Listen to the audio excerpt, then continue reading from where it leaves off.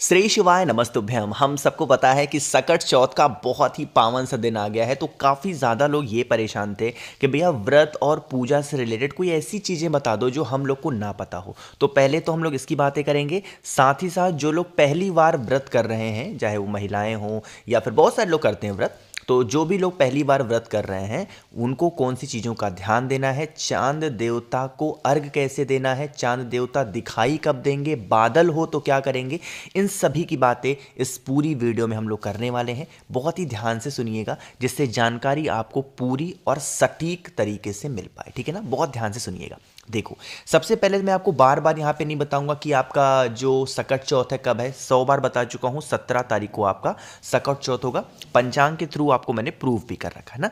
अब देखो, सबसे पहले हम लोग बात कर लेते हैं जो हमेशा जो लोग व्रत रहते हैं, जो पूजा पाठ करते हैं, उनकी बातें हम लोग कर लेते हैं ना। देखो, एक चीज़ का ध्यान रखिएगा, आप सबसे पहले, ठीक है ना, पूरे दिन क्या होता है, पूरी व्रत का एक विधि ये होता है कि हमें निर्जला व्रत रहना होता है ना। और ये व्रत स्पेशली किसके लिए होता है, अब मैं यहाँ पे थोड़ा सा लिंगवादी बातों को करने जा रहा हूं। यहां पे स्पेशली इस व्रत को बनाया गया है बेटे के लिए, मतलब यहां पे बेटी का ऐसा कोई योगदान नहीं देखने को मिलता है इस व्रत में, यहां पे बेटे के लिए। लेकिन आप मुझे छोटा भाई मानो, बड़ा भाई मानो, जो कुछ भी आप मुझे समझते हो, 2-3 सालों से मुझे फॉलो कर रहे हो, तो मैं आपसे ये कहूंगा, आपके पास में बेटा है तो भी आप व्रत रहो, आपके पास में बेटी है तो भी आप व्रत रहो, है ना। एक चीज का ध्यान रखिएगा, कभी भी घर में बेटा और बेटी का जो विवाद होता है ना, उसको मत क्रिएट करिए, क्योंकि ये चीजें भगवान की दी हुई चीजें होती हैं और कभी भी भगवान की दी हुई चीजों पे संदेह नहीं करते। जिनको पालने की क्षमता होती है, जिनके ऊपर माँ लक्ष्मी की कृपा होती है, उन्हीं के घर में बेटी का जन्म होता है। सभी को बेटी का सौभाग्य प्राप्त नहीं होता है। तो मैं आपसे यही कहना चाहूंगा कि आपको बेटा है या बेटी है, निर्जला व्रत रहिए बच्चों के लिए। साथ ही साथ आपको अर्घ देना होता है ना।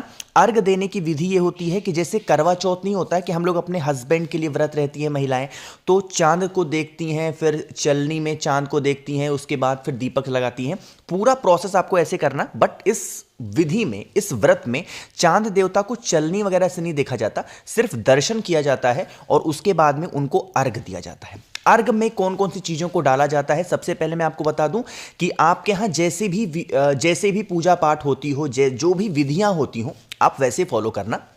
बस आप अपने लोटे में थोड़ा सा काला तिल जरूर डालना, क्योंकि इस दिन, सकट चौथ के दिन, काले तिल का बहुत बड़ा महत्व होता है। तो थोड़ा सा काला तिल डाल के चंद्र देवता को अर्घ दीजिएगा, ठीक है ना। मेरी बातें समझ में आ रही क्या। कुछ लोग कहते हैं चतुर्थी के दिन चांद को देखने से दोष लगता है। अब बताओ, यही सकट चौथ आ गया है जिसमें चांद देवता के दर्शन होते, कहां दोष लगता है। तो ऐसी किसी भी चीजों को बहुत नजरअंदाज कर दिया करो, मत फॉलो किया करो। जो चीजें आपके हिसाब से सटीक बैठती हो उसी को फॉलो करो। चंद्र देवता को अर्घ दे दिया। चंद्र देवता को निकलने का समय है 9:09 पे, इस चीज का ध्यान रखिएगा। बाकी इसी टाइम पे अर्घ देना है। और जो व्रत आप तोड़ोगे, कहने का मतलब है पारण कब करना है, तो पारण करने की जो टाइमिंग होगी वो वही, जैसे ही चंद्र देवता के आप दर्शन कर लो उसके बाद में आप पारण कर सकते हो, ठीक है ना। चलो, अब बातें करते हैं कुछ और चीजों की। जैसे इस व्रत में 2 चीजों का बहुत बड़ा महत्व होता है। आप लोगों ने मार्केट में भी इन सभी चीजों को बिकते हुए देखा होगा। ये होता है शकरकंद, काफी लोग इसको गंजी भी बोलते हैं। कुछ लोग 2 कलर में आता है, रेड एंड व्हाइट, तो आप लोग को लाल गंजी का इस्तेमाल करना चाहिए। और साथ ही साथ आपको तिल के लड्डू भी घर में बनाने होते हैं ना। ब्लैक बनते हैं, व्हाइट वाले बनते हैं ना। आप क्या किया करो, जैसे थोड़ा सा 1 या 2 पीस ले लो, ये मतलब शकरकंद, या फिर आप इसको गंजी कह सकते हो, 1 से 2 पीस ले लो, क्या, जो लड्डू घर में बना है तिल का, कोई भी हो। और आपके घर में भगवान गणेश की फोटो हो, मूर्ति हो, प्रतिमा हो, कुछ भी हो, उनको ले जाकर के पहले भोग लगा दो, ठीक है ना। भोग लगाने के बाद में यही कामना करना कि हमारे घर में बच्चे हैं, हमारे घर में बड़े बुजुर्ग हैं, आप इनकी रक्षा करना, हे विघ्नहर्ता, हम ये व्रत आज संपन्न कर रहे हैं। कुछ अपने अकॉर्डिंग प्रार्थना करना और फिर वही शकरकंद और जो तिल के लड्डू होंगे उनको प्रसाद के तौर पे पूरे घर में बांट देना, ठीक है ना। इससे भगवान गणेश की कृपा बनी रहती है, पहली चीज। दूसरी बात हम लोग कर लेते हैं अब, कि जो भी लोग पहली बार व्रत रहते हैं ना, उन्हें क्या करना है। मैं आपको बता दूं कि मैंने आज तक कोई भी ऐसी वीडियो नहीं बनाई, चाहे वो दीपावली की हो या चौथ की हो, करवा चौथ की हो, जिसमें मैंने पूरी पूजन विधि बताई हो स्टार्टिंग से लेके एंड तक, है ना। उसके पीछे का रीज़न ये होता है कि जब भी हम कोई भी जो बड़े व्रत होते हैं अपने हिंदू धर्म सनातन धर्म में, उसमें पूजा पाठ हमेशा अपने पूर्वजों के हिसाब से करना चाहिए। मैंने पहले ही बताया था आपको कि जो लोग पहली बार व्रत रह रहे हैं, जैसे आपकी देवरानी रहती हूँ, जैसे जेठानी रहती हूँ, जैसे सास ससुर रहते हो, उस अकॉर्डिंग आपको क्या करना है, व्रत रहना, उन्हीं से पूछ पूछ करके हर एक स्टेप उठाना है। ठीक, बातें समझ में? चलो अब यहां पे हम लोगों ने उपाय की बातें कर लेते हैं, क्योंकि अब हम लोगों ने पूजा विधि तो सारी समझ ली है, अब उपाय की बातें करते हैं। जैसे घर में मान लो आपके कष्ट बहुत ज़्यादा रहता है और परेशानियां घर का पीछा ही नहीं छोड़ रही हैं, तो आप इस उपाय को करेंगे। इसके लिए हमें 2 चीज़ों की आवश्यकता होती है। कौन कौन सी?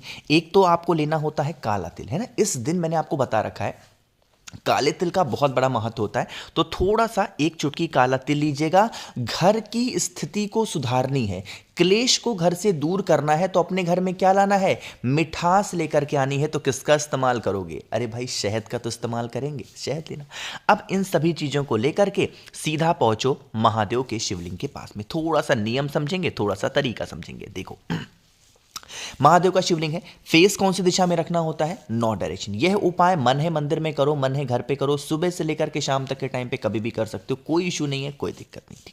देखो यहां पे शिवलिंग दिख रहा है। अब आपको क्या करना है, जो आपके पास में काला तिल है उसे नहीं चढ़ाना। सबसे पहले जो शहद आपके पास में है ना, उस शहद को महादेव के शिवलिंग के ऊपर चढ़ाना है। लेकिन नियम है, नियम यह है कि डायरेक्ट पूरा का पूरा शहद महादेव के शिवलिंग के ऊपर नहीं चढ़ाना है। जो भी शहद आपके पास में है उसे 5 बार में महादेव के शिवलिंग के ऊपर कुंदुक रूप महादेव का ध्यान देना है और कुंदकेश्वर महादेव के नाम से शहद को समर्पित करना है। 5 बार जितने भी शहद आपके पास में है उन्हें 5 बार में महादेव के शिवलिंग के ऊपर चढ़ा देना। चढ़ाने के बाद में अब आपके पास में जो काला तिल है, उस काले तिल को यहीं पर आपके घर के जो भी व्यक्ति क्लेश करते, लड़ाई करते या घर में जो भी समस्या है उसका स्मरण करते हुए आपको काला तिल उसी शहद के ऊपर समर्पित करके और अपने हाथों से खूब अच्छे तरीके से लेपन करना। काले तिल का लेपन शहद के साथ करने से सकट चौथ के दिन हमारे घर में कभी लड़ाई झगड़े नहीं होते, कभी क्लेश नहीं होता, पूरी फैमिली परिवार आपका खुश होता है। ठीक है ना, तो करिएगा। इतनी बातें समझ में आ गई। अब इतना करने के बाद में फिर लास्ट में आप सभी को 1 लोटा शुद्ध जल तांबे के लोटे से श्री शिवाय नमस्तुभ्यम का जप करके समर्पित करना। ठीक है ना। चलो तो यहां पे हम सभी लोगों ने बात कर ली है अपने 2 उपाय की। आगे बढ़ते हैं अब इस वीडियो के सबसे फेमस, जो कि इस दिन हमें करना चाहिए इस उपाय को, और आप सभी को क्या फायदे होंगे सब कुछ बात करेंगे। लेकिन जल्दी से कर दीजिए वीडियो को लाइक, जिसने अभी तक चैनल को सब्सक्राइब नहीं किया। मेरी आवाज़ आप पहली बार सुन रहे हैं, चैनल को ज़रूर सब्सक्राइब करेंगे। ठीक है ना। देखो समझने की कोशिश करिएगा इस उपाय को। यह उपाय जो मैं आपको बताने जा रहा हूं, ये आप अपने बच्चे के लिए कर सकते हैं, ये आप अपने पति के लिए कर सकते हैं, ये आप अपनी पत्नी के लिए कर सकते हैं, या आप अपने घर के किसी भी सदस्य के लिए इस उपाय को कर सकते हो ना। यह उपाय भी मैंने पहले ही बता रखा था बैकुंठ चतुर्दशी पे, आज फिर से रिपीट कर रहा हूं। इससे सुंदर उपाय, इससे इफेक्टिव उपाय आज तक कोई नहीं बना है ना। देखो यहां पे स्क्रीन पे क्या दिख रहा है, एक रुद्राक्ष दिख रही है आपको। ये वही रुद्राक्ष है जो मैंने लोगों को भेज रखा है। कितने मुखी है, 9 मुखी, छोटे दाने का 9 मुखी रुद्राक्ष लीजिएगा अगर आपको चाहिए। सिर्फ ये आप लोग के लिए मैं कर रहा हूं 17 जनवरी रात को 12 बजे तक। इसके बाद कोई ऑफर नहीं आएगा। अगर आपको चाहिए तो 9005643345 ये मेरा व्हाट्सएप नंबर है, जल्दी से मैसेज करिए इस रुद्राक्ष को लेने के लिए। अब बताता हूं क्या फायदे होंगे, पहले आप ये समझ लो। आपको लेना होगा 9 मुखी रुद्राक्ष, साथ ही साथ आपको जरूरत पड़ती है शहद की। शहद की मात्रा थोड़ी सी ज्यादा रखिएगा, बहुत ज्यादा नहीं बट थोड़ा ज्यादा ही रखना।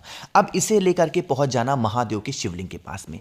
जो आपके पास में 9 मुखी रुद्राक्ष है, सबसे पहले उस 9 मुखी रुद्राक्ष को आपको माता अशोक सुंदरी के स्थान पर रखना है, और जो शहद मैंने आपको दिखाया उस शहद को इसी 9 मुखी रुद्राक्ष के ऊपर गिराना। अपने जो भी व्यक्ति घर में आपके क्लेश करते हो, लड़ाई करते हो, चंचल रहते हो, बहुत परेशान करके रख दिया है, दिन भर परेशानी करते हैं, उन व्यक्तियों का स्मरण करके कुंदकेश्वर महादेव के नाम से शहद को 9 मुखी रुद्राक्ष के ऊपर गिराना। यही रुद्राक्ष बहता हुआ जल, मतलब जो शहद है, नीचे गिरेगा, शहद को रोक लेना, रुद्राक्ष को उठा करके रोके हुए शहद के अंदर डाल देना और इसे लेके घर पे चले जाना। अब रुद्राक्ष को घर पे निकालना, उसको धुल करके अपने घर में जिस बच्चे को क्लेश होता है, लड़ाई करता, झगड़ा करता, उसके कमरे में रख देना और इस शहद को 11 दिनों तक लगातार किसी भी चीज में मिला करके देना स्टार्ट कर दो। उस इंसान की जो मतलब कहते हैं ना दिमागी तौर पे जो इंसान परेशान करता है उसकी स्थिति चेंज जरूर हो जाएगी, ठीक है ना। तो करिएगा जरूर इस उपाय को, इससे प्यारा इससे इफेक्टिव उपाय आपको नहीं मिलने वाला है, तो करना है। अब यहां पे हम लोग ये बात कर लेते हैं, भैया ये तो नहीं बताया आपने कि 17 जनवरी रात 12 बजे तक ऑफर क्या है। ऑफर बहुत ज्यादा नहीं रखा है मैंने इस बार, क्योंकि थोड़ा सा 9 मुखी रुद्राक्ष महंगा आता है, बट मैं आप लोग को बहुत सस्ते प्राइस में देता हूं। तो आप को 9 मुखी रुद्राक्ष के साथ में मैं 5 मुखी रुद्राक्ष दूंगा, प्लस 3 मुखी रुद्राक्ष दूंगा, और प्लस आप सभी लोगों को जो भी एक चीज आप फ्री कहोगे, या तो कमल गट्टे की माला कह देना तो वो फ्री दे दूंगा, या आप कहोगे तो रुद्राक्ष की माला वो फ्री दे दूंगा। जो आप कहोगे वो दे दूंगा, बट अगर चाहिए तो 9005643345 ये मेरा व्हाट्सएप नंबर है, जल्दी से मैसेज करो 17 जनवरी रात 12 बजे तक, है ना। चलो आगे बढ़ते हैं। अब इस वीडियो के सबसे आखिरी और बहुत ज्यादा इजी से उपाय की, जो कि हमारा चौथा उपाय है। यह उपाय के बेनिफिट होंगे बीमारी को लेके ना। देखो यहां पे आप सभी को काला तिल दिख रहा है, ज्यादा नहीं लेना है, 1 चुटकी काला तिल लीजिएगा। साथ ही साथ शमी के पत्ते के पास में आएंगे, पत्ते मतलब शमी के पेड़ के पास आना है, और आपके घर की जो सिचुएशन खराब चल रही है वही 1 चुटकी काला तिल चंद्र देवता के दर्शन करने के बाद में अवधूतेश्वर महादेव के नाम से 1 चुटकी काला तिल शमी पेड़ की जड़ में अगर आप समर्पित करते हैं, यकीन मानिए कभी कोई समस्या आपके घर में नहीं आ सकती, ठीक है ना। करिएगा जरूर, बहुत आसान सा प्यारा सा उपाय था। बाकी मैंने कोशिश की हर एक बातों को अच्छा समझाने की। वीडियो पसंद आई हो तो लाइक करिएगा, कुछ पूछना है नहीं समझ में नीचे कमेंट सेक्शन में पूछें, और मेरे जितने भी भाई बहन आवाज आज मेरी पहली बार सुन रहे हैं, चैनल को जरूर सब्सक्राइब करेंगे। श्री शिवाय, नमस्तुभ्यं।